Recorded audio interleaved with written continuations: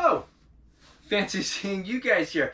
Welcome back to the channel. Welcome back to the vlog. I'm currently sitting in an RV somewhere in Florida.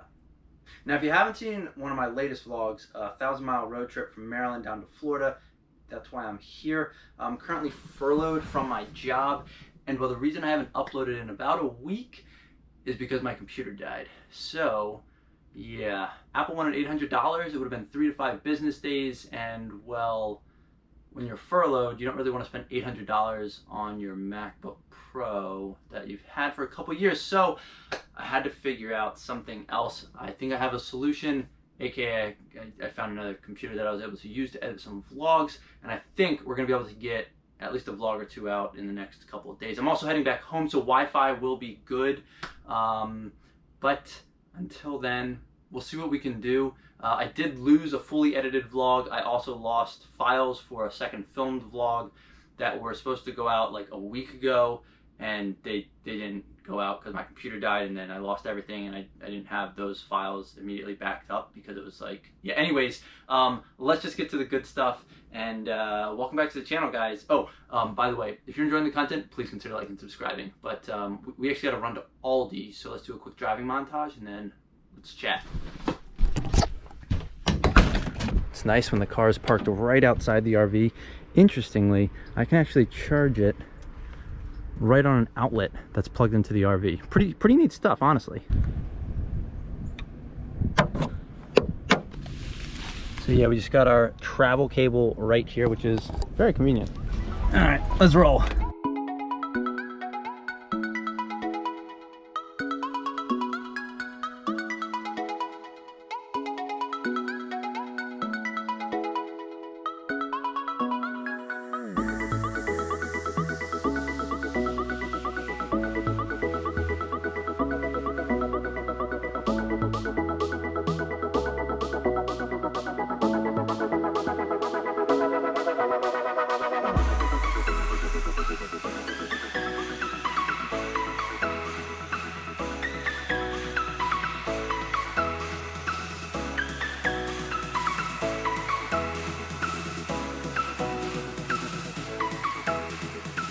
All right, so coming down here, I didn't really plan at all as far as like where I was going to charge once I was down here. Well, I kind of planned out where I was going to stop on the way down a little bit. I used the app PlugShare. I also just used my car, plug in the address that you're going to. It tells you all the superchargers to stop at, and that's generally your best guess because, well, it knows in real time how much energy you're using, where you are, and what superchargers are along the way, and you don't have to look any of it up, which is fantastic. The problem was that when you get closer to your destination, sometimes it like gets you to your destination with like 5 or 10% battery, which isn't ideal. So I just stopped at one more supercharger that was close by, but that was obviously very easy to do. Now comes the part where it's like, well, once you get to your destination, how do you charge? Because like at my house, I bought a house recently, and I had them install a 60 amp outlet in my garage, so I can just plug in the charger that comes with my car into that outlet. There's an adapter for the, I guess it's 50, 60 amp, something like that. It's like a dryer plug, or you can pull that off and actually put on a regular 110 volt outlet plug. So I can do either of those, which was nice. That came with the car. It's that black charging cable that was on the ground before I just left.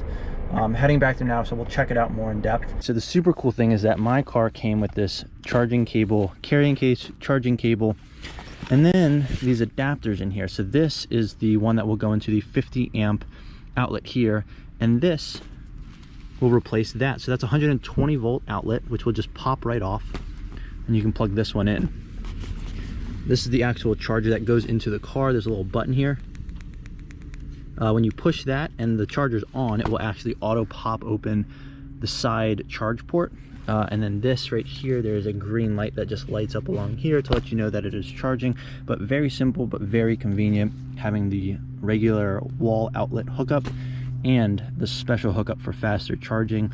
On top of that, there is another adapter that looks like this, but it actually goes on to charging cables when you're out. That the end looks like this, and then the other side fits the charging cables that you can plug into like charge point chargers and things of that sort that aren't actual Tesla charging cables. I obviously have that cable, and that's actually what I use to charge at home. So I just packed that up, put it in my car, and drove it down to Florida with me, knowing that, well, wherever I do end up, I can either plug into a dryer outlet or just a regular 110 volt outlet.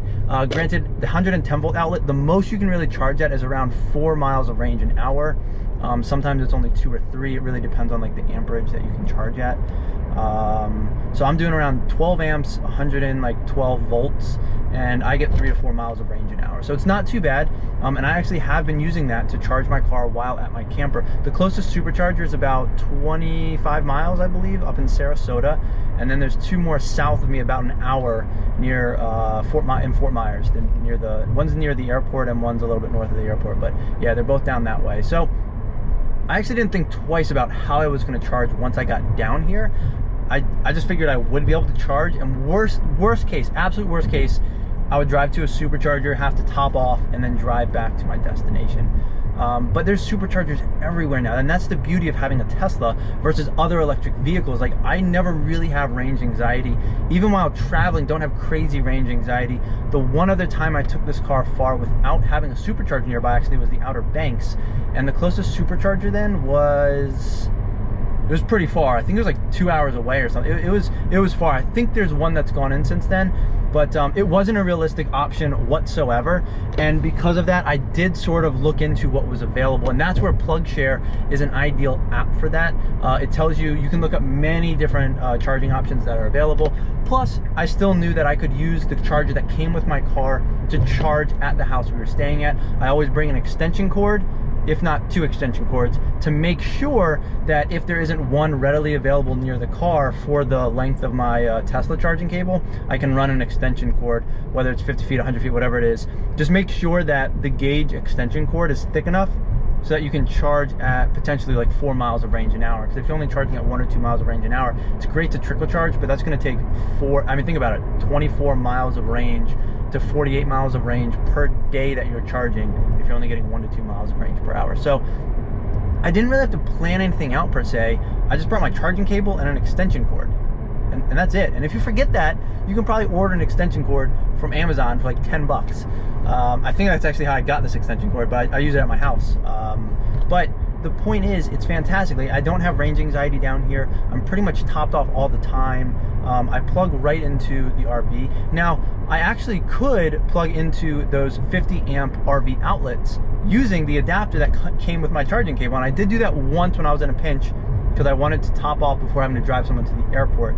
I don't know if I posted that vlog or that was the one that I lost. I might have lost that vlog. But the Tesla charging cable, I mean, it provides 2 different outlets that you can charge off of, one being much higher speed, close to 30 to 40 miles of range an hour, and then the regular outlet, 110 volt, 120 volt outlet, whatever you want to call it, that'll charge anywhere from like 1 to 4 miles of range an hour. So you have those 2 options with the charging cable that comes with the car, which is honestly perfect, and I really didn't have to plan anything out. But again, always look up, where is there a supercharger?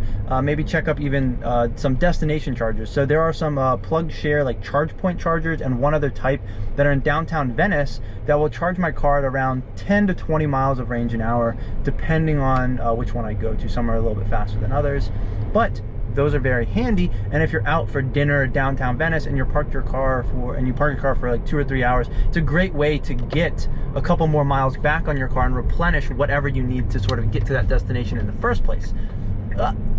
Oh, there it goes. But the point is, I don't have range anxiety really in my Tesla, and the max range on my car is around 250 miles.